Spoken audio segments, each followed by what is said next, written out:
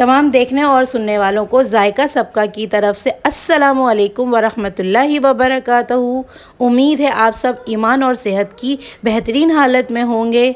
आज की अच्छी बात, लोग समझते हैं बुत सिर्फ पत्थर की मूर्ति का नाम है, जबकि हर वो चीज़ जिसकी अहमियत अल्लाह से बढ़ जाए वही आपका बुत है। हाँ जी दोस्तों, आज मैं आप सबके लिए खैबर पख्तूनख्वा की एक बहुत ही रिवायती सी डिश लेकर उसकी रेसिपी लेकर हाज़िर हुई हूँ। डिश तो नहीं है, डिश आप बनाएंगे तो वो बन जाएगी।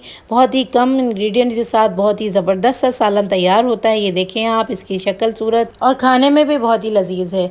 बस इतनी सी सब्जियां इसमें जाएंगी, तो इसमें मैं स्पेशली आलू डाल रही हूँ। आप चाहें तो आलू स्किप कर सकते हैं। और 4 टमाटर भी बड़े बड़े साइज़ का मैंने ले लिए हैं। 3 लेमन का जूस भी जाएगा। 2 बड़े साइज़ के प्याज ले लिए हैं। 1 लहसुन का बल्ब ले लिया है और इसे अच्छी तरह से, यानी इसकी जड़ होती है तो उसे भी अच्छी तरह से धो लिया है। और इसमें अदरक का एक 3 इंच का टुकड़ा है, जिसे छील करके मैंने ले लिया है। ये बड़े साइज़ का है तो मोटा सा सेहतमंद सा भी टुकड़ा है, इसे भी स्लाइस कर लूँगी मैं। और हरी मिर्चें हैं, ये मैंने अपने फ्लेवर के हिसाब से 7 ली हैं। आप अपने फ्लेवर के हिसाब से कम ज़्यादा कर सकते हैं। खैबर पख्तूनख्वा के लोग तो शायद 1 या 2 ही इस्तेमाल करते होंगे, उन्हें चिलीज़ पसंद नहीं होती हैं। तो अदरक को मैं मोटे मोटे चंक्स में काट लूँगी और प्याज को भी बारीक बारीक स्लाइसेस में काट लूँगी। ये चर्बी है, गोश्त में चर्बी का होना बहुत लाजमी है। खैबर पख्तूनख्वा में ये दुम्बे के गोश्त से बन रहा होता है, लेकिन मेरे घर में पसंद नहीं किया जाता है, इसलिए मैं बीफ से बना रही हूँ। हड्डी 3 ले ली है और बड़े बड़े गोश्त के पीसेस ले लिए हैं, ताकि ये जब गलें तो ये चूर ना हो जाएं। इन्हें बड़े साइज़ में मैंने लिया है और इसमें भी चर्बी लगी हुई है। चर्बी में ही ये गोश्त बनकर तैयार होता है, जब ही इसका जायका अच्छी तरह से निकलता है। और रोश उसी सूरत में ही कहलाता है जो चर्बी में गोश्त पके। 1 मिट्टी की हांडी ले ली है, आप चाहें तो कुकर में भी बना सकते हैं।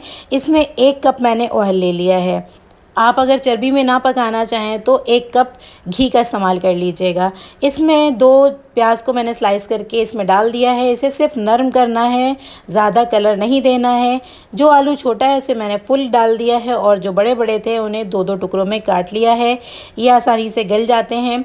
इन्हें एक लेयर में नीचे की तरफ डाल दिया मैंने। उसके साथ ही मैंने चर्बी की भी लेयर को सेंटर में और साइडों में अच्छी तरह से फैला दिया है, ताकि जब ये मेल्ट हो तो इसका फ्लेवर पूरी देगची में अच्छी तरह से आए, पूरे सालन में अच्छी तरह से रच बस जाए। हड्डी है, हड्डी को भी मैंने साइडों में अच्छी तरह से लगा दिया है। अब गोश्त को भी इसी तरह से सारी तरफ, हर तरफ अच्छी तरह से चर्बी की साइड से देगची की दीवारों में लगा दिया है। ये कुकर के लिए बिल्कुल इंस्ट्रक्शन नहीं है। कुकर में तो आप जिस तरह से डाल दें वो गल जाते हैं, क्योंकि वो स्टीम में पकते हैं। क्योंकि ये देगची में बन रहे हैं तो इसे 2 घंटा लगेगा। अगर आप कुकर में बनाएंगे तो 40 मिनट्स बहुत होते हैं। उसे भी लो फ्लेम पे पकाना पड़ता है, तो उसके लिए आप पहले फुल फ्लेम पे करने के बाद 40 मिनट्स के लिए बिल्कुल लो फ्लेम पे पका लें। गोश्त के बाद मैंने लहसुन की कलियां भी डाल दी हैं। फिर अदरक के मोटे मोटे टुकड़े करके वो भी मैंने इसमें ऊपर ही डाल दिए हैं, चारों तरफ फैला के डाला है। हरी मिर्चों को भी अच्छी तरह से चारों तरफ फैला के डाल दिया है। ये आप अपने फ्लेवर के हिसाब से डाल सकते हैं। टमाटर को 2-2 टुकड़ों में कर लिया है, क्योंकि बाद में इसकी स्किन उतारना है तो आसानी से उतर जाएगी। चाहें तो आप फुल टमाटर को भी इस्तेमाल कर सकते हैं। इसे भी मैंने देगची की हर तरफ फैला के डाल दिया है। काली मिर्च 1 टीस्पून से थोड़ी कम है, साबित है। आप चाहें तो पाउडर फॉर्म में भी इस्तेमाल कर सकती हैं। लेमन का जूस भी मैंने हर तरफ अच्छी तरह से डाल दिया है। ये लहसुन का बल्ब इसे सेंटर में लगा दिया है, सबसे ऊपर लगाया है। 1.5 गिलास पानी इस्तेमाल किया है, क्योंकि पकने के बाद इसमें ग्रेवी होनी चाहिए, ज़्यादा नहीं, यही कोई 1 गिलास के लगभग बचनी चाहिए। बकिया ये चर्बी से पक जाएगी तो इतना ग्रेवी बच जाता है अगर आप इसे सही से 2 घंटे लो फ्लेम पर पकाएं तो। अब रोज़ाना घर में बनने वाली रोटी का आटा जो होता है उसे मैंने लेकर के देगची की चारों तरफ अच्छी तरह से लगा दिया है और इसके ऊपर ढक्कन लगा दिया। ढक्कन को पूरे प्रेशर से दबा दिया है ताकि आटा अच्छी तरह से सील हो जाए, और इसे हाथ से भी मैंने दबा के सील कर दिया था। और इसके बाद इसके ऊपर वेट रख दिया था।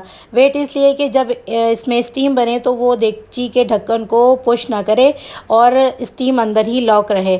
इस तरह से इस पर अच्छा सा वेट देने के बाद लो फ्लेम पर इसे 2 घंटे के लिए पकाना है। ये देखें आप, बिल्कुल आखिरी फ्लेम है, इसमें 2 घंटे पकाया है मैंने। और उसके बाद जब ये ठंडा हो चुका है, तकरीबन इसे ठंडा होने में भी आधा घंटा लगा है, अभी भी ये थोड़ा नीम गर्म है, तो अब मैं इसे खोलने जा रही हूँ। वो मैं आपके सामने खोलूँगी। ये वज़न रखकर मैंने इसे पकाया था। अब ये ठंडा हो चुका है तो मैं इसे छू सकती हूँ। अभी भी ये थोड़ा थोड़ा सा गर्म है। बस इसे अब आटा को निकालना है तो इसे छुरी की मदद से ही निकालना होगा, तो एहतियात से कीजिएगा। ये काम ज़रा डेंजरस भी है क्योंकि छुरी का काम है बहरहाल। तो इसे इस तरह से सेपरेट करके मैंने फिर ढक्कन उतार लिया था और अब नमकीन रोश की रोनुमाई होने लगी है। ये देखें आप, खुशनुमा सा नमकीन रोश रेडी हो चुका है। अब इसमें से टमाटरों की तमाम स्किन को मैं निकाल लूँगी। इसी तरह से लहसुन का बल्ब भी निकाल लिया है, लेकिन ये खाने में ज़रूर इस्तेमाल कीजिएगा, बहुत टेस्टी होता है ये। इसी तरह से अदरक के टुकड़ों को भी अलग कर लें। ये तमाम वो चीज़ें हैं जो कि खाने में दोबारा से इस्तेमाल नहीं होंगी। लहसुन लेकिन बहुत मज़ेदार लगते हैं तो उसे ज़रूर इस्तेमाल कीजिएगा। इस तरह से नमकीन रोश को मैंने डिश आउट कर लिया है। देखें आप, ज़बरदस्त खुशनुमा सा नमकीन रोश तैयार हो चुका है। बनाइएगा ज़रूर। गर्मी में ख़ास तौर पे ये बनाना आपके लिए बहुत ही फ़ायदेमंद है। जब किचन में बहुत सारा वक्त देना बिल्कुल मुश्किल लग रहा होता है तो इसे चढ़ा दें, 2 घंटे के लिए भूल जाएं, फिर निकालें और खा लें, एंजॉय करें। बड़ी ईद आने वाली है, बस इसे बनाएं बकरे के गोश्त के साथ, बीफ के साथ, और एंजॉय करें। चैनल को लाइक और सब्सक्राइब कर लें और कमेंट करना बिल्कुल नहीं भूलिएगा। खामोशी से बनने वाली मज़ेदार सी डिश है।